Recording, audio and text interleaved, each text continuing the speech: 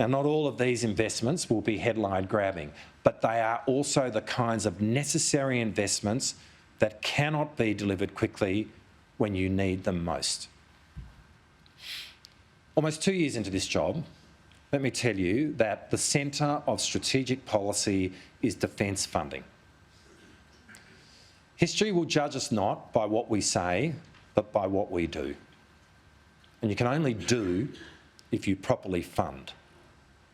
In last year's budget, we announced an additional $30.5 billion in defence spending over the decade. Some have argued this is not real, but this is funding that has been contested and decided through all the cabinet processes. And accordingly, the first tranche of this $3 billion will appear in the forward estimates of this year's budget.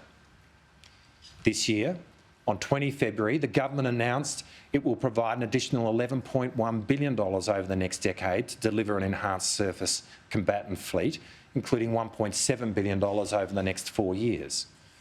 Including today's announcement of an additional $1 billion in defence spending, the total increases in defence funding since the Albanese government came to office has been $5.7 billion over the next 4 years to 27-28, and over $50 billion over the next decade to 33-34, compared to the previous government's plan for the exact same period.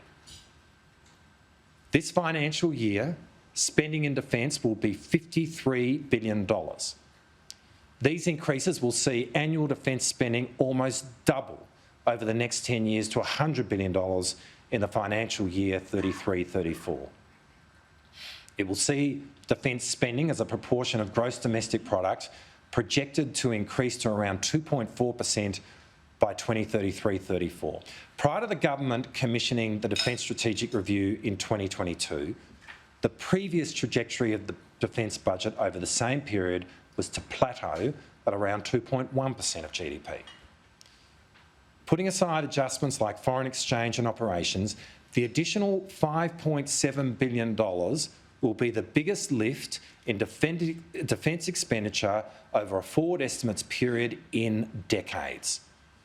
The growth from 2% to around 2.4% of GDP in defence spending is the largest growth since defence spending went from 2 to 5% between 1949 and 1953 as Australia engaged in the Korean War. But taken over a 10-year period, it will be the largest sustained growth in the defence budget since the Second World War. Now, these are facts which have been and will be in the budget. And it doesn't matter how often the Liberal Party or their cheer squad try to deny them, they will remain the facts of Australia's strategic policy under the Albanese government.